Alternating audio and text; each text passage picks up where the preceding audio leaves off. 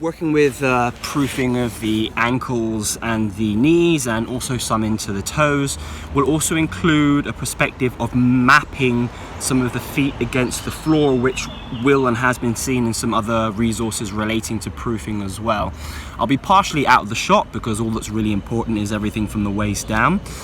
So observe some of the following principles. First of all, start simply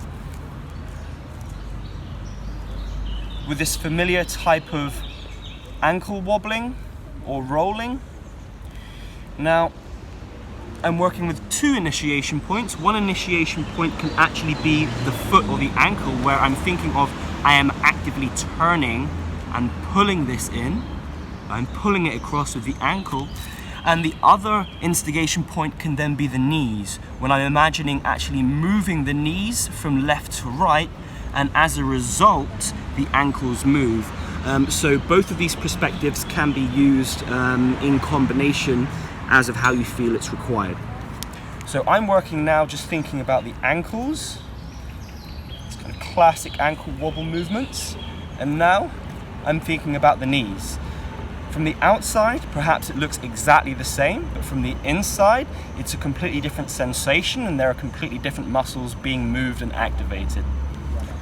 So this is currently a type of mapping. So what I will do now is also work with a type of synchronized mapping, where both are now working with external rotation. And again, I can think about just making circles with the knees outwards, or I can also think about the mapping of the feet against the floor. The outside, the heel, the inside, the ball. Not the toes, the ball of the foot.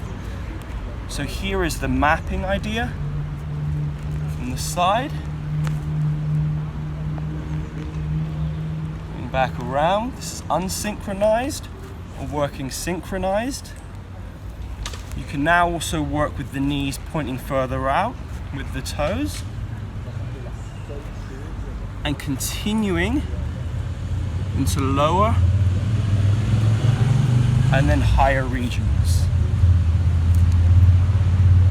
To be more specific about the mapping of the ball of the foot, you can bring yourself up and on the ball, shifting the weight from the left side, mapping it to the right side. So across here. Likewise, you can go more into the heel, the ball of the foot, somewhat lifting more off, but ultimately coming back into the full mapping of the feet. Work at different tempos, different angles.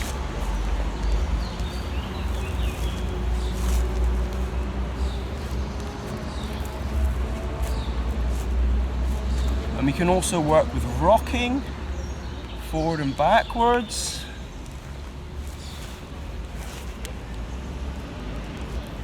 Essentially trying to proof all the possible angles for the knees and the toes and the ankles. Now, if working more specifically into the toes, although the toes are covered a lot when you're working more with the squat proofing, one thing that isn't affected so much is more the flexion of the toes, more extension. So with the flexion of the toes, in this frame, I can start to map the top of the foot here, and the same with the other side. This brings me into plantar flexion as well.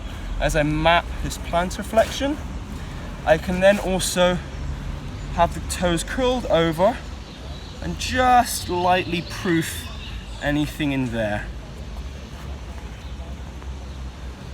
Of course, if this is done without shoes, you can really work into the maximal toe flexion, in which some cases there can be quite a few restrictions in there.